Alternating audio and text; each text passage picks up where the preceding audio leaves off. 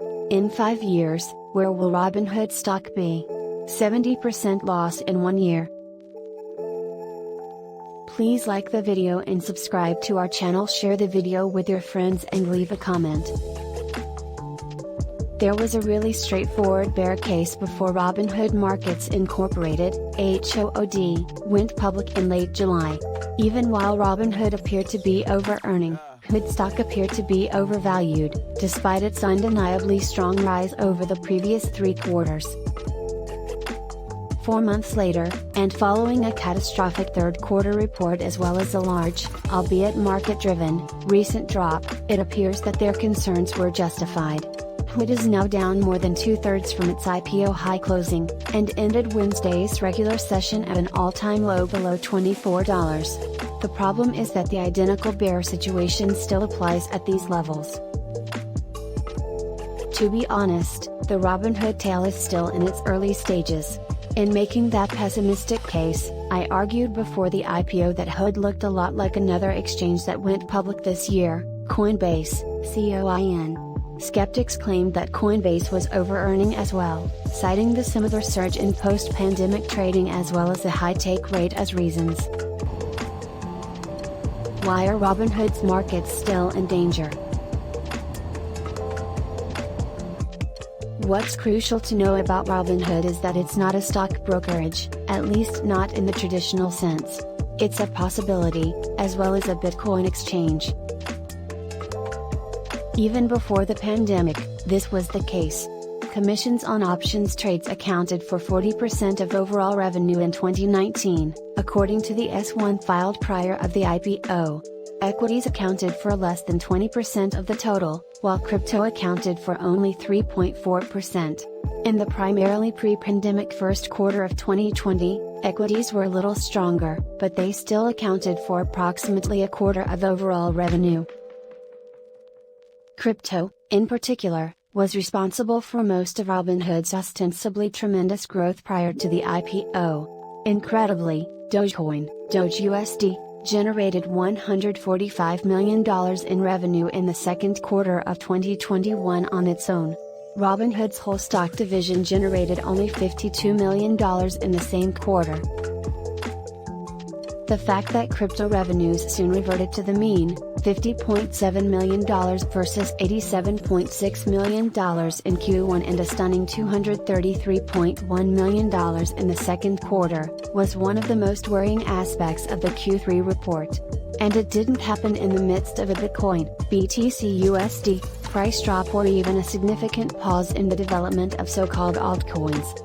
In Q3, the crypto market wasn't as insane as it had been in Q2, and Robinhood lost $182 million in revenue. In the meantime, equity revenues fell by more than 25% year over year. No, the Hood stock price isn't cheap. There will be a claim that normalized crypto sales are priced in with Hood stock down 70% from its highs. However, this does not appear to be the case in all cases. One serious issue for Robinhood is that, while it is losing easy crypto revenue, it is also incurring considerable costs. Following a series of outages and concerns regarding customer service, including amid early 2021 volatility in GameStop, GME, and the like, Robinhood has built out a far larger support operation. The company did, in fact, introduce a 24/7 live phone service in the third quarter, a far cry from the email-only service available just a year ago. Due to a string of outages, Robinhood has decided to invest in engineering as well. As a result, according to the 10-Q, engineering and customer service staff has more than doubled since the beginning of the year. Third-party customer support spending surged by more than 200% in Q3, accounting for 7.5% of sales at $27.9 million. This new cost structure does not appear to be effective.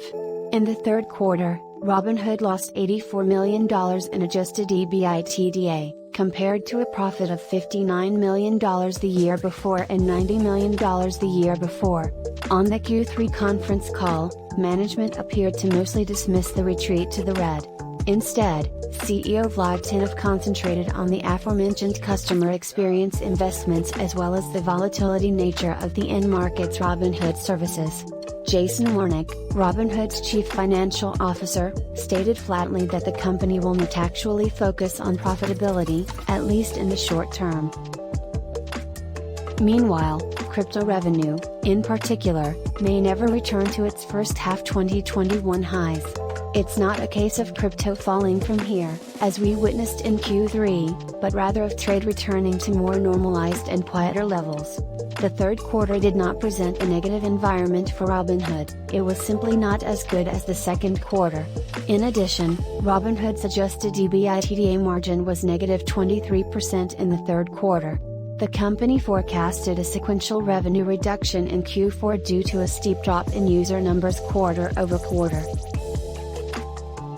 Despite these concerns, Robinhood Markets has a market capitalization of more than $21 billion, even after this sell-off. Based on the company's estimate, that's 12x this year's revenue.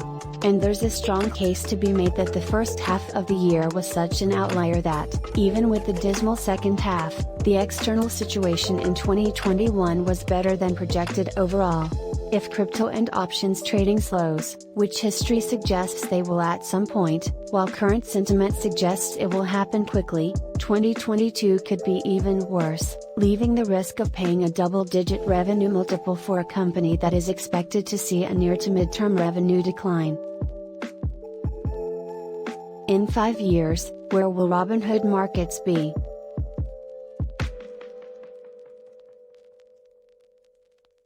It's worth repeating, this is still an early stage in the story.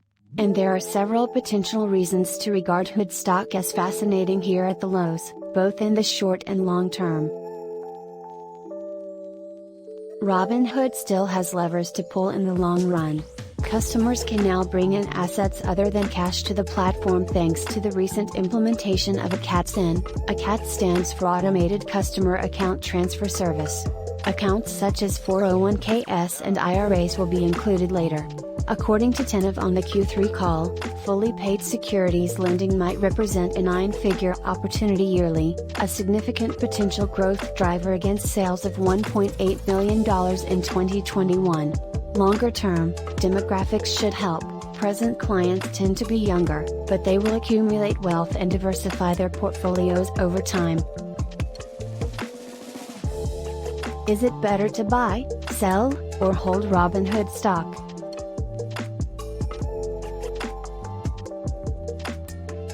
But, for a couple of reasons, I don't think that case is nearly persuasive enough.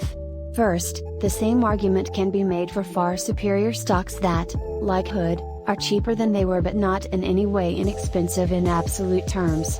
This week, 17% of the Nasdaq Composite Index hit fresh 52-week lows, the biggest percentage since March of last year.